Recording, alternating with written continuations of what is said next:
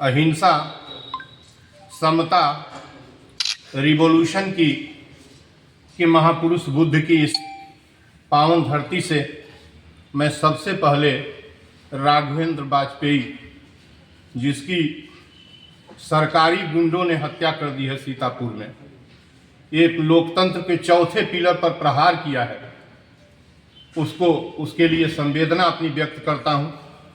मुझे आज अच्छा लग रहा है कि कम से कम ये पत्रकार लोग आज यहाँ जुटे हुए हैं, कुशीनगर के हैं, और लोकतंत्र के चौथे पिलर पर यह दूसरा प्रहार है। 6 महीना पहले रायपुर में एक पत्रकार को गोली मारकर, बस गोली नहीं मारी गई, उसको हत्या करके एक टैंक में एक माफिया और एक लुटेरे ने डाल दिया। और क्रय केंद्र पर भ्रष्टाचार के खुलासे के लिए जिस प्रकार सीतापुर में राघवेंद्र की हत्या की गई है पत्रकार की, वह उसकी निंदा तो छोटी बात होगी। मैं इस सत्ता से, इस हुकूमत से जो बैठी हुई है लखनऊ के अंदर, उसके सटे बगल में पत्रकार की हत्या हुई है, मैं यह मांग करता हूं कि पत्रकार के हत्यारे लोगों को के ऊपर पहले कठोर सजा धारा लगाई जाए, पत्रकार के परिवार को, पत्रकार को शहीद का दर्जा दिया जाए। इसलिए शहीद का दर्जा दिया जाए कि डेमोक्रेसी का चौथा पिलर है, यदि डेमोक्रेसी के प्रथम पिलर एक एग्जीक्यूटिव के लेजिस्लेशन के लिए विधायक सांसद के मरने पर शहीद का दर्जा दिया जाता है, तो पत्रकार की हत्या पर शहीद का दर्जा क्यों नहीं दिया जाएगा? ये सरकार कान खोलकर सुन ले, राघवेंद्र वाजपेयी को शहीद का दर्जा दे, उनकी पत्नी को नौकरी दे, 50 लाख का एक मुश्त रकम दे ताकि उसका परिवार सरवाइव करे। ये क्या मतलब है इस डेमोक्रेसी का? मैं समझने की कोशिश नहीं कर रहा हूं कि डेमोक्रेसी के चौथे पिलर पर गोली बरसाई जा रही है। आज मुझे अच्छा नहीं लग रहा। मैं कुछ और उम्मीद सोच के आया था। साहनी जी ने जब कल कहा तो मैंने कहा मुझे मत बुलवाइए, कुशीनगर क्रांतिकारियों की और शांति की धरती है, सांसद विधायक बुलाइए। लेकिन रात में हमको खबर मिली कि वहां गन डाउन किया गया पत्रकार को। ये क्या मतलब है? पत्रकार क्यों मारा जाता है? पत्रकार किस बात के लिए मारा जाता है? सांसद विधायक को गोली क्यों नहीं मारी जाती है? मैं नहीं कहता कि गोली मारिए, पत्रकार ही क्यों गोली मारा जाता है? पत्रकार को क्यों मारा गया?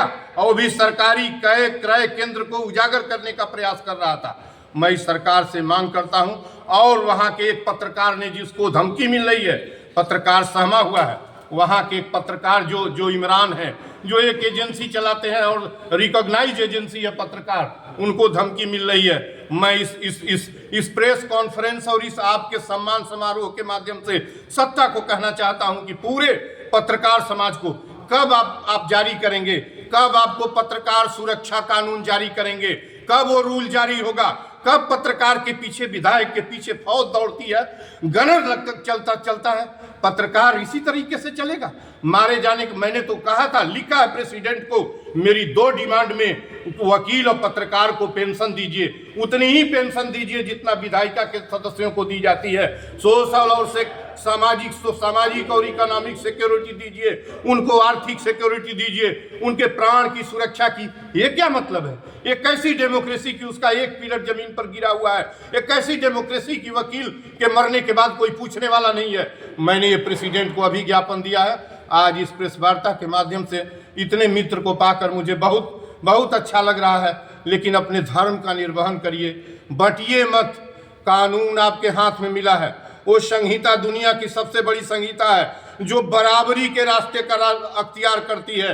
नीचे का दलित और ऊपर का ब्राह्मण भी उस कानून की निगाह में एक है। बटना नहीं है आपको समाज के अंदर। और आप तो इस बुद्ध, उस महापुरुष की धरती पर पैदा हुए हैं, इतने लोग जिसकी दुनिया में नगाड़ा बजता है, दुनिया लेसन सीखती है इस बुद्ध की धरती से, वहां आप लोग पैदा हुए हैं। मैं इस बुद्ध की महाधरती से मैं यही कहता हूं कि आप लोग मिलजुल के काम करिए और राघवेंद्र के लिए प्रचंड मांग सत्ता को करिए कि उनको शहीद का दर्जा दें, उनके परिवार की परवरिश का व्यवस्था करें, उनकी विधवा को कहीं नौकरी दें, और पत्रकार को आर्थिक और सामाजिक सुरक्षा दी जाए।